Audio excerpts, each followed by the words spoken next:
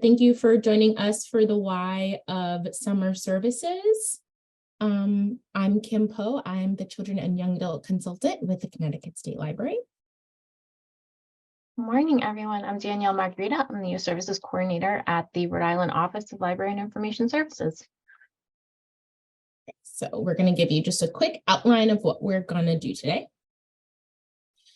So the information that we're going to be presenting to folks today has grown from a grant-funded project that Danielle and I are part of, along with a couple of other state consultants across the country that we call BEEBS or BEBS. It stands for Building Equity-Based Summers. So today we are going to go over why equity in summer services particular. We're going to talk a little bit about why we do summer at all and sort of naming your why. We're going to have two just quick breakout activities today, nothing super long because we have an hour. We're going to talk about quality principles and indicators of summer programming. We're going to give you a little bit more information about the Building Equity-Based Summers, and we'll take some questions and share our contact information so that folks can follow up with us.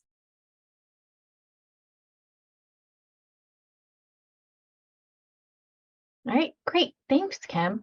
So first, as part of this project, we started first talking about equity and why it's important, why center library services in equity. Equity is foundational. Only on a bedrock of equity are library staff able to build and encourage strong and vibrant communities.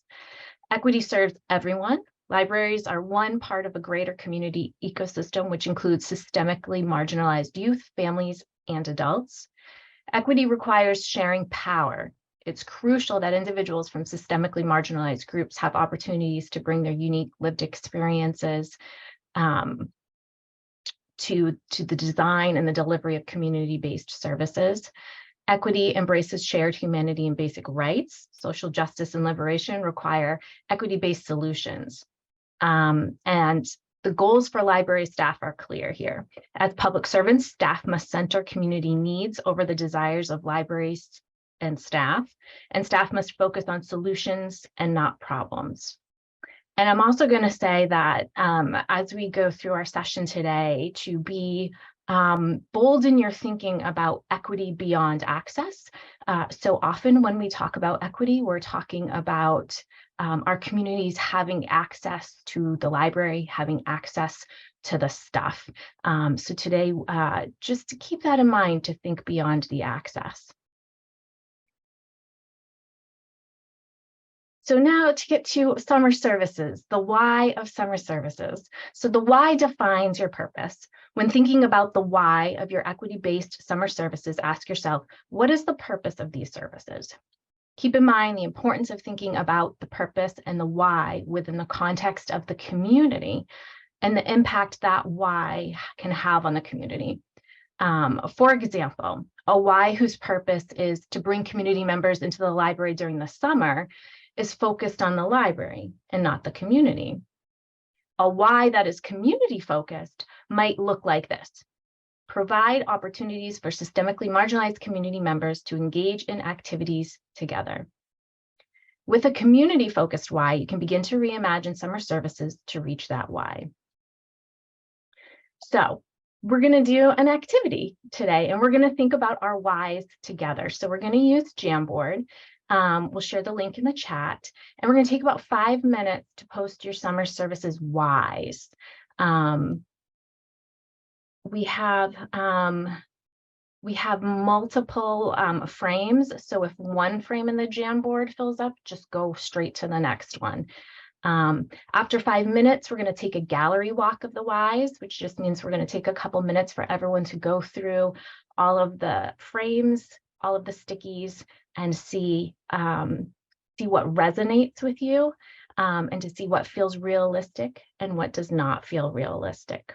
Okay, so I'm going to stop sharing for a minute. All right, and the Jamboard is in the chat.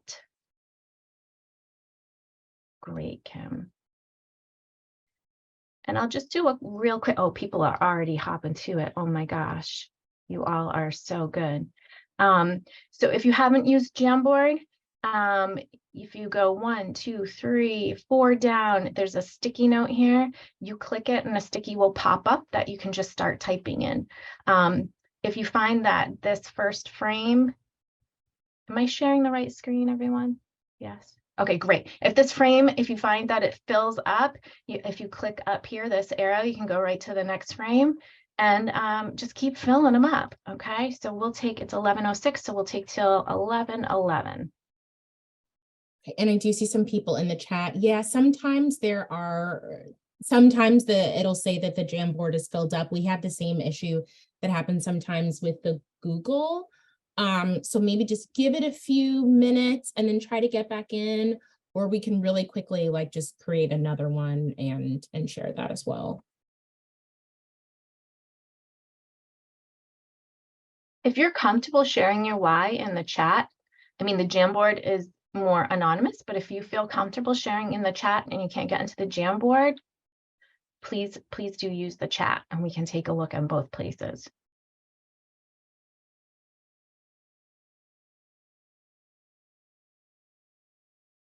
Also, too, if you want to make notes of your whys the old-fashioned way on paper, that works too.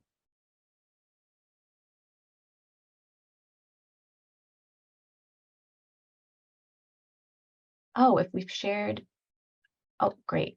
Emily, thanks. If you've already shared in the Jamboard, you can close it out to let others in. And then I will pull it back up and share the screen when we do our gallery walk so that folks don't have to be in the Jamboard.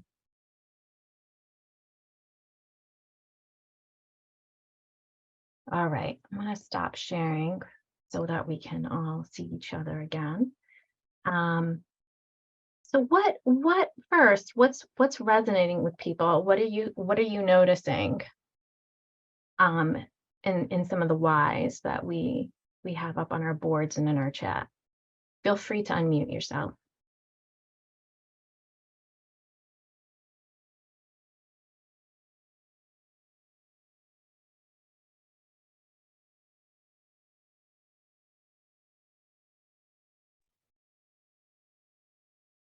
There's a lot of interconnectivity, like community connections and safe spaces that people are writing and giving, like continuing ed, but also like, it's not just like the learning component of like book stuff.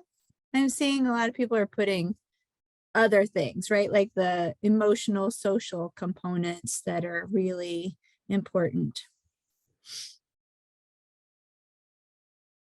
I'm going to piggyback on that.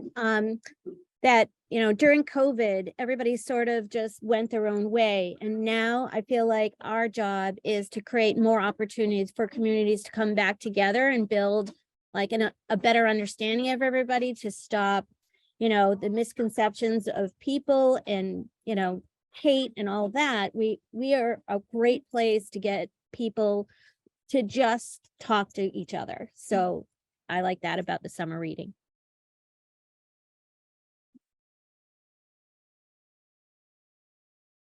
Cool. Here, we'll put the Post-its back up.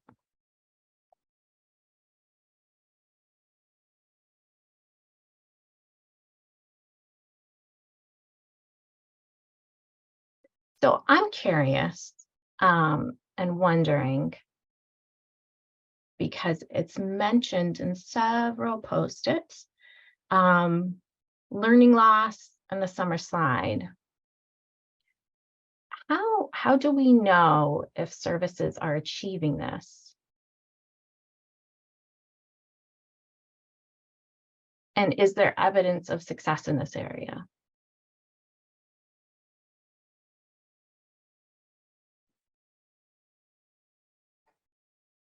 I think I think when kids are engaged in weekly challenges that are around reading, and for me, I include writing and drawing pictures as well, of characters from books that they've enjoyed. I feel like when they're engaged in some way, in a creative way, in reading and writing, then to me that the engagement piece means they're maybe getting something out of it, out of the programming that we're offering.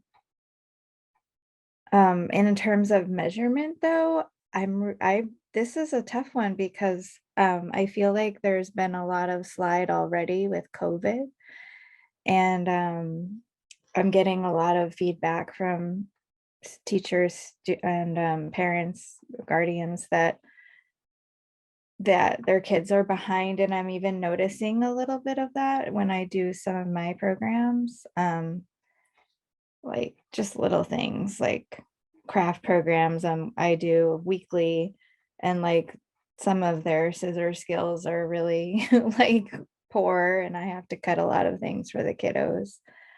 I think maybe that's more screen related, but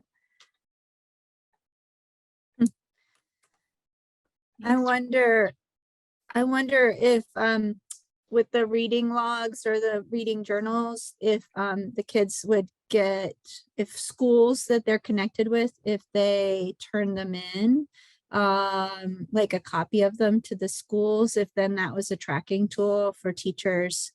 I mean, because I think all that Tracy just said is like cool and essential, and that's what I see, but I haven't tracked. I don't know. That would be the only way. It's like you said, Mary, to partner with the schools and run a study. I mean, and that might be a way, a tracking tool from what they've read, and if they've even participated in a summer reading. I guess we could send a list of these kids participated in some reading, but we have a lot of challenges where you can't say, like there's certain things where you have to be cautious about when you're telling people are participating or not, or when they're checking out books or not, right? So it's a good thought.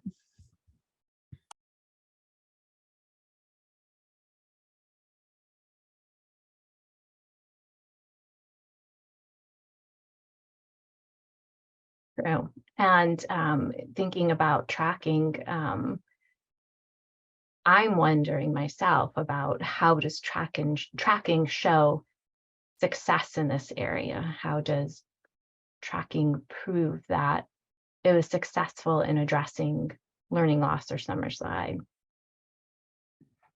do you mean tracking like the weekly logs, or however libraries are tracking things? However you're tracking, Oh, however you're tracking participation, right? That's a whole nother conversation, right? That we could have is what does participation look like yeah. for a variety of libraries, but Right. I mean, even last year when I did this at another library, I prefer paper logs myself. And like I mentioned, a lot of my challenges are not specific to reading. They'll be like, build a Lego character based on a book that you read with a guardian or parent, and or get a suggestion from your librarian, so that we can like build some social skills there. And yeah, like in terms of tracking, like I knew that some of them were doing some of that work because I could see it in the library, but then it was just trusting the parents or guardians that the kid was doing it. I wasn't really strict about any of that though. I was just like, if they even did one challenge, I was excited because we're coming out of COVID and things are hard for people. But I was all about trying to make reading fun, and like, or storytelling fun, or writing a fun exercise that included drawing and building too.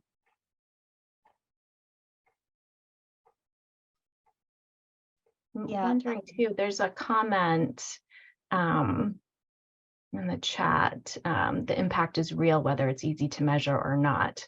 And so, right, this is a whole conversation is measurement. But to build off of that and sort of thinking about the impact, checking out people's whys, I'm also wondering, is who is being reached. So first we talk about the summer slide and we talk about, sort of that purpose, but if we bring it back to also who's being reached by our whys, and how do we know? Again, it's another, how do we know? How do we know that we're reaching those youth, families, even adults?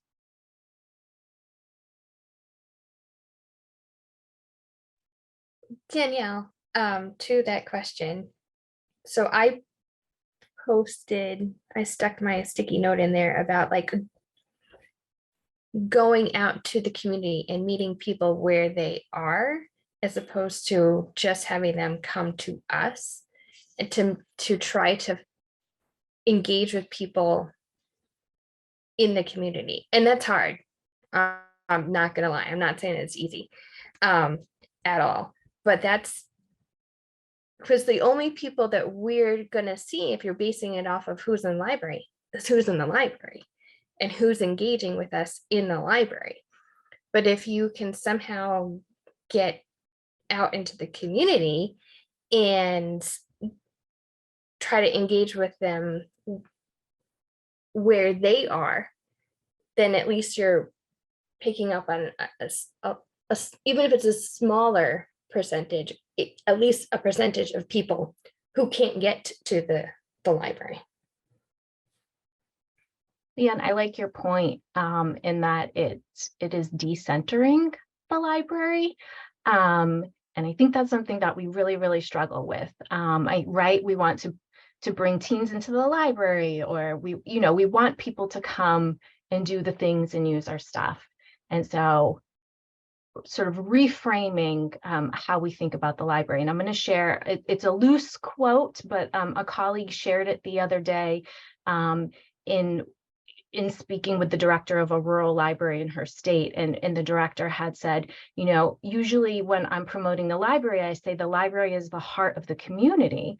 But now I'm thinking that the community is the heart of the library. And so I think that really speaks to sort of reframing maybe some whys so that it's centering community instead of library. All right, this is great, everyone. We have another activity, so I do want to move it along. We could talk forever about this, and I really appreciate you being bold and authentic. I'm going to stop sharing this screen, and I'm going to pass it on to Kim. Sorry, too many screens, too many things. That was great. I think summer reading is a long-standing tradition in public libraries in particular. So I think your brain can do some really interesting things when we start to ask different types of questions about the why of summer reading in particular. So Danielle did a really great job sharing and sort of guiding us through an activity of the why of summer. But so now we're going to talk a little bit about some quality principles and indicators for summer reading. We mentioned that a lot of this training that Danielle and I are sharing has come from an IMLS grant program. We are in year 1 of year 3, but even this current IMLS grant program was built off of an IMLS grant program that started in California with the California Library Association and California State Library. So through a multitude of work around equity and summer programming, we've settled on some quality principles and indicators. So principles are meant to guide libraries in developing a quality summer program. A lot of what we talk about with regards to summer, some of that information is for parents, right? Like it's really helpful to read 15 minutes a day with your kid, but what about the libraries, right? So sort of what's something that we can offer. So the indicators are signposts or checkpoints to help staff determine whether their program achieves a given quality principle. We talked a little bit about how hard it can be to measure some things, so we're going to touch base on some indicators and ways to do that. a little bit. Equity-based quality principles and indicators focus on the key areas that library staff must acknowledge in order to build equity-based summer services and provide benchmarks for successing in each area. And those are benchmarks for us as library institutions. These quality principles and indicators, that's what the QPI stands for, provide a frame to look through as you investigate your summer why. So all of this connects. So this is a really hefty frame. We're gonna touch base on some things here. I'm gonna take this moment to remind you that these slides are available in the library tote bag, or in this library, in the Summer Summit tote bag. So do not worry about trying to write all of this down. But so as we said, our principles are meant to guide the library. So the principles that we're looking at here are summer services are designed and implemented with community voice. We talked a little bit about that, and we saw some of that represented in the post-its. So what are some indicators that you are reaching or striving for that principle?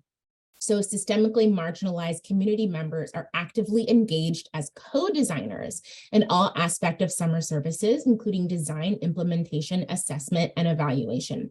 And this is some of what Danielle was kind of prompting us towards with regards to what is it that our community members need, and then encouraging them to design those programs with us. So it's not just that they tell the library what they need or want, but they are active participants in the designing of those needs. The summer program expands and harnesses trusted relationships across the community. Library staff trust and empower partners to take center stage. So again, that's centering the community. And then what can the library do, because the community is the heart of the library. The summer program celebrates systemically marginalized community members' interests and assets. So my library might have a 3D printer, and that might be super great for my library and its existence of a 3D printer. But what if the community members want something else, right? So that's not to say that like we take the 3D printer and we throw it in the trash, but for summer services, we go and we find, ways to uplift what it is that the community members want. And maybe that's like a seed library, right? Because maybe like agriculture is really prevalent in that particular community. So then and I'm not going to see, I kind of talk fast. So another principle that we're looking at, right, is summer service library decision-making processes are embedded in an equity-based community mindset. Particularly now, centering equity is really at the forefront of many library conversations. Not all, and that's okay, but many of us talk about ways to make our libraries more equitable. So what does that mean? A diverse set of staff voice are integrated into the design and implementation of summer services.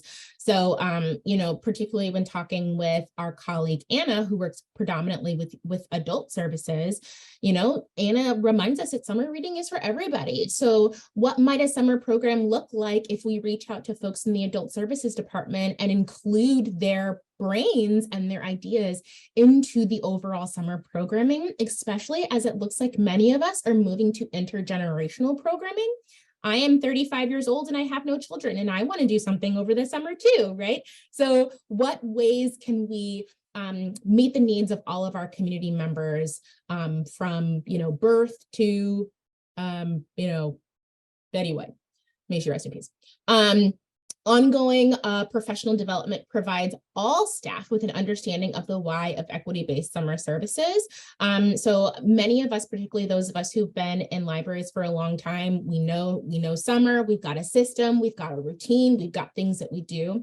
But I think it's also really beneficial if we challenge ourselves to, like this event here, which is why we do Summer Summit, to engage in professional development opportunities that might give us some brain thoughts and juices that even though we are seasoned in summer reading and summer services, sort of new thoughts percolate, especially as our communities shift as people age.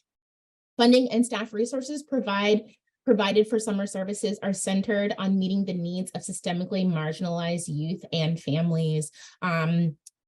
boy, funding. I'm sure we've all been there, but finding ways to allocate funding if possible so that you can really and truly service the needs of the community can go a long way towards participation and, us fulfilling their needs.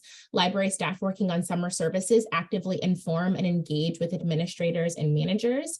We've all got a supervisor, so keeping them involved to the greatest ability that they have, right? Their capacity is ultimately only going to help us. If our supervisors understand the impact of what it is that we're offering, in theory, they're more likely to support us. So then summer services expand opportunities for learning and connection. There are some libraries across the country who are beginning to shift their summer services from a summer reading to a summer learning model. What does that mean, and what might that mean for your community? I have a younger sister who has learning disabilities, and reading is a struggle for her, whereas I was that kid who was really proud to read 100 books in a summer because I was a nerd and I didn't have anything else to do. We have equal capacity for learning. I learned through reading, and my sister learns through different types of activities. So what might that mean, and what might that look like? Multiple formats of learning are encouraged and include text-based, multimedia, mentors and coaches, and group and individual activities. We hope to share some of those methods here throughout the Summer Summit. Girls Who Code was a really good example of possible mentor and coach situations, as well as group and individual activity. There's learning going on, even if there isn't traditional reading and like beating, for example. Depends on the kid, depends on the community, but we want to keep all of that in mind as we build our summer services. Summer provides opportunities for access to quality literacy and enrichment activities to systemically marginalized youth and family. I think enrichment is a really powerful and important word there. Opportunities to learn about a multitude of things are going to stick in brains differently. And we want to make sure that we're providing those activities as well in our summer programming, right, as the library institutions. Summer services actively engage systemically marginalized youth, families, and communities. So multiple methods of participation, paper participation, digital participation. In the state of Connecticut, we provide Read Squared to everybody. But then also opening up and leaving those options open for however they're going to work for people is something to consider. We saw during COVID, not everybody can access information the way that we're lucky to be able to do in our home. We don't want to forget that in summer, just because we get into a routine of how we've always done things. Summer services are hosted and facilitated by community members, organizations, and stakeholders. Get folks involved in your community summer programming. We have a very rural library in the state of Connecticut, and they involve everyone. They're one coffee shop. They involve kids can win the ability to milk a cow. That's how they do incentives in this rural town. Ride on a fire truck, make a local coffee drink at your local coffee shop. Involve everyone in your community so that they can sort of foster the success of those who are participating in your summer programming. And library staff acknowledge and actively work to overcome barriers to participation, including internal policies, job descriptions, structures, and systems, external factors such as transportation and family structures. These are all big things. These are all big words. None of this is going to happen between now and May, and that's fine. These are just some things to keep in mind as we really settle in and think about building community summer or summer programs for our community. It's just bigger, I think, than sometimes we give it credit for. And I'm seeing sort of the chat about scratch tickets. I used to do scratch tickets. They were so much fun. So moving on to our next slide, and this is actually another activity. We do know that the jam boards can get kind of packed. Some people are already using the jam boards. I'm in love with that. Because this is also available through the virtual tote bag. So even after even after the summit is over, folks can still go back and look at all this information and look at our look at our things. So we're going to take this one board at a time, I think might be the best way. And we're going to give a few minutes for each board. But on these Jamboards, Danielle, if you want to maybe screen share this just so we can kind of take a look at it.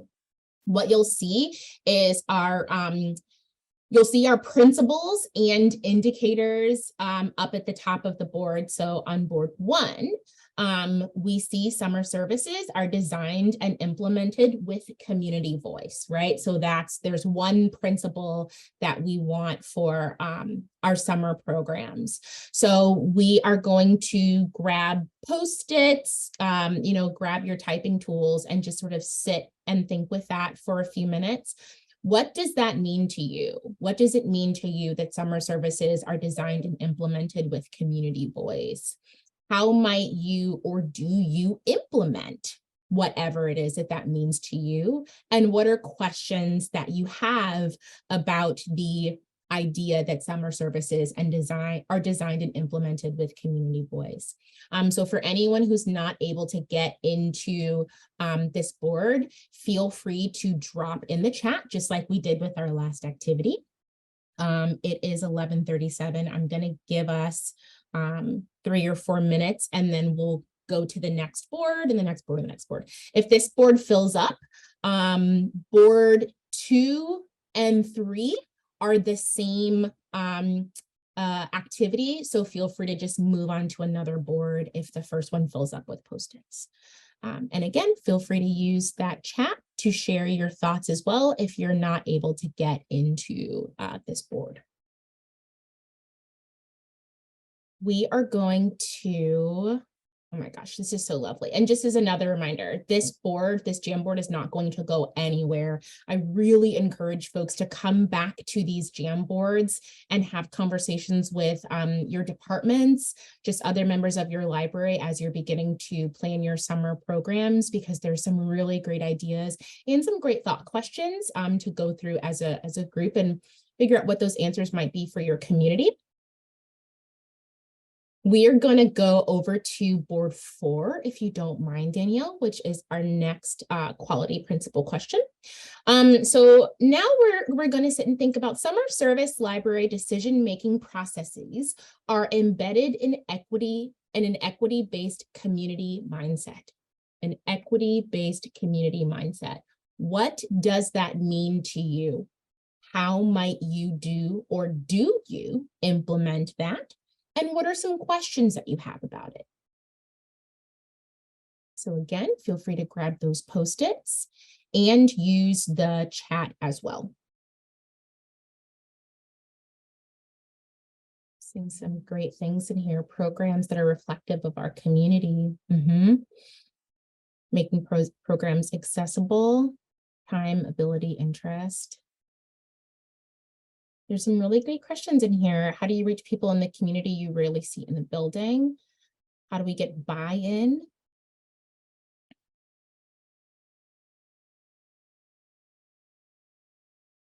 I love the how that just came in the chat. Suggest a meet and greet, a connection fair, or matching desires to programs. It's a really great idea. Are there opportunities in your community? I know here in the town that I live in, there's an Apple Fest every fall. That might be a way to sort of get out there. Are there local community organizations where people congregate? Local churches that maybe cater to the Hispanic community in the town where you are, things like that. I know a lot of, I'm sure it's not just Vermont, but a lot of libraries table and go to farmers markets.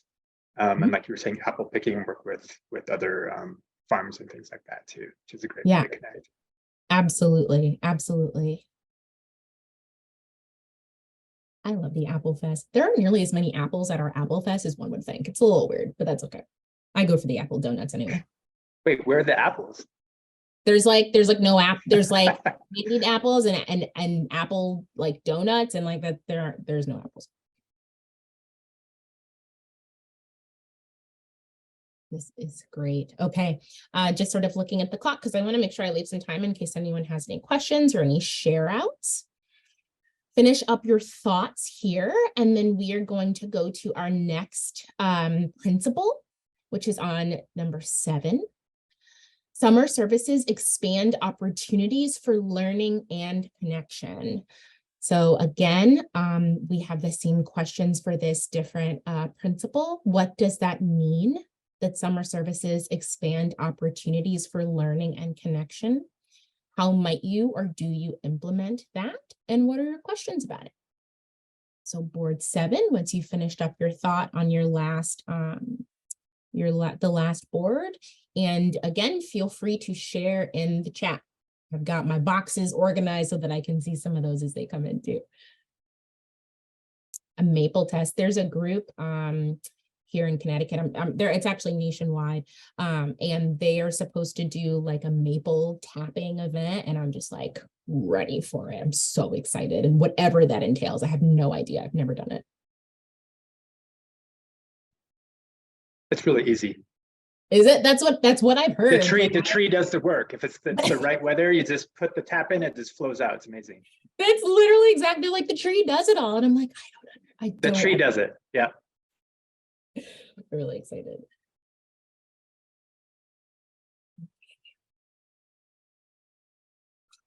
New England is so lucky to have fall. It's like the best. Get rid of all, throw away all the other seasons. I'm here for fall. Yes, so, and feel free again, share in the chat. Very fair, Emily. Summer services expand opportunities for learning and connection. What does that mean to you? How might you or do you implement? And what questions might there be for that?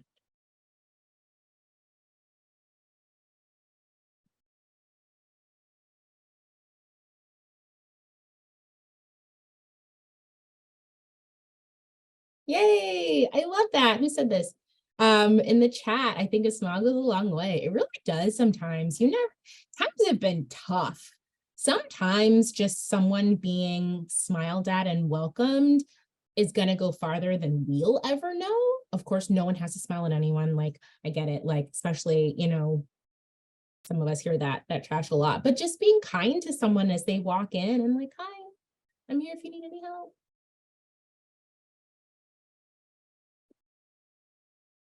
Oh my God, 20 gallons of syrup. Send some of that down here. I just bought pancake mix at Aldi's the other day because I'm lazy and I'm only one person. I'm not making it from scratch.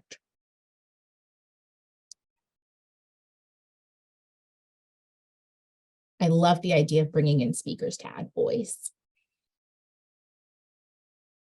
Okay, so go ahead and finish up your thoughts. I'm looking at the clock. I'm horrible at time management. And we are going to go to our last principle, which is on slide little 10 here. And summer services actively engage systemically marginalized youth, families, and community. I'm going to read that again. Summer services actively engage systemically marginalized youth, families, and communities. This is something that we as libraries are striving to achieve. What does this mean to you? How might you or do you implement it? And what are your questions? I'm just going to take about 2 or 3 minutes. Oh, I love this one that just came in the chat. Some libraries arrange 30-day temporary e-cards that are distributed to farmers markets. Oh, from Anna. Thanks, Anna.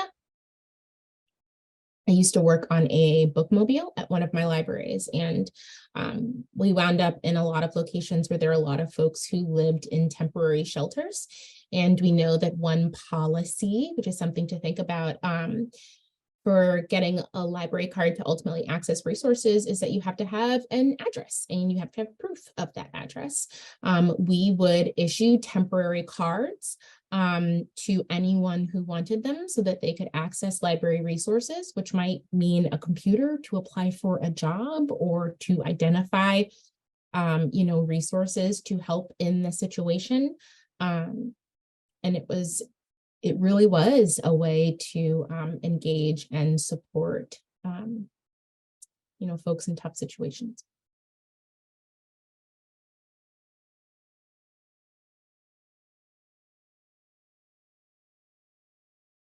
I love the idea of an ambassador. Play to everyone's strengths. If there's something that someone is really passionate about, then, you know, let them lead and provide support. That's also a really great way to free up our capacity if we're partnering with other people who have passions, and we may provide, you know, space that frees up our capacity and our, you know, sort of mental space. But the program and services are still being offered for community members who may benefit from it. Okay, so it is 11:51. So we are going to move on from this activity because time is real. And Danielle, are you finishing us off or am I? I forgot. I don't know.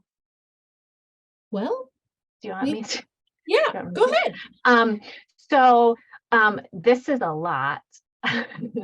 And we touched on a lot today in just under an hour. So this is actually part of, as Kim had noted, this is part of a larger project that the Connecticut State Library and OLIS, we're one of 6 state library agencies piloting this project. And it's being led, as Kim noted, by the California Library Association, the California State Library, and we're working on developing shared equity language and a set of tools and resources for library staff to use to build equity, to build community-centered, equitable summer services for youth, families, and communities. So what has been going on is that frontline staff in both Connecticut and Rhode Island, as well as the other states, they've been participating in working sessions. So this is work that we have been doing over the course of 4 months, 4 2-hour sessions, and they are piloting this. We're going to be bringing this work nationwide. So we'll be expanding states in year 2 of this project and hopefully bringing it to every state in year 3 of this project. So you've already had a taste of what this looks like. So hopefully when this comes to your state, you'll be ready to go in doing some of this work. Okay. So we do have a couple of minutes for questions, and I want to leave it open for maybe there's something in particular that's resonating for you. How might the why that you've thought about today help with SRP 2023 specifically? Or if there's sort of anything else on your mind or something that you want to circle back to. And I will stop sharing.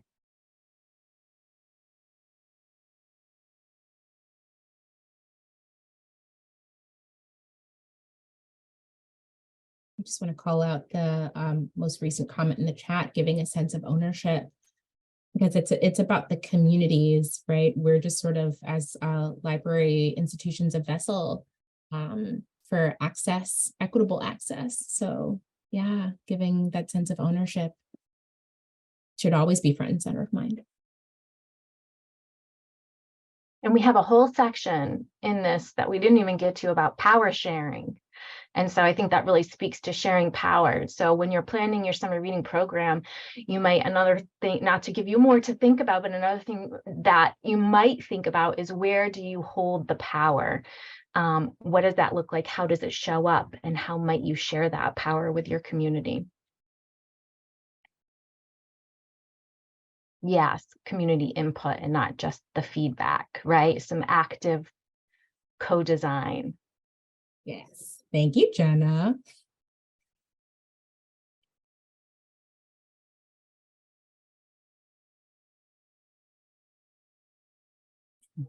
Jen, Waterford's one of our libraries.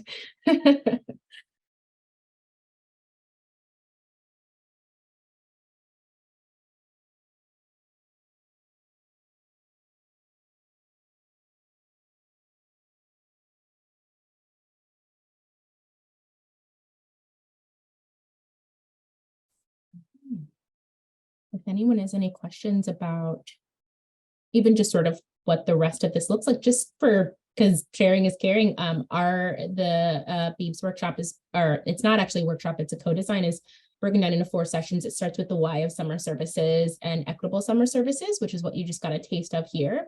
What we didn't even go into, because goodness knows there would not have been enough time, is letting go of tradition and sort of evaluating some of those things that we've always done and thinking about why we've always done them. Connecting with community voice for equitable summer services, and summer service impact, really sitting down and thinking about what does success look like. So if you see or hear anything about building equity-based summers through your lib guides or newsletters or things like that, those are the 4 co-design sessions that we do now, and who knows what will change between now and next year.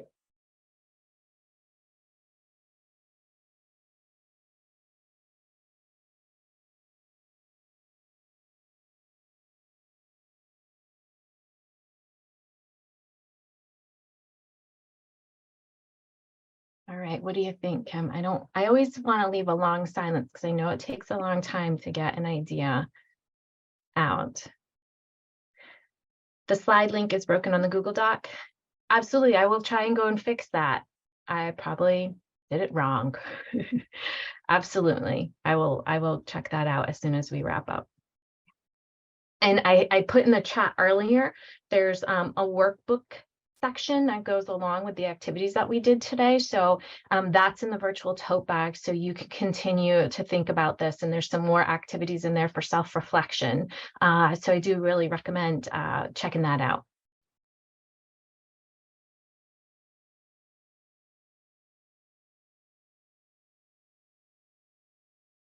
Oh, very interesting. It takes 5 to 8 times of sharing before someone becomes trusting and willing to do for you, and you never know when that seed will sprout.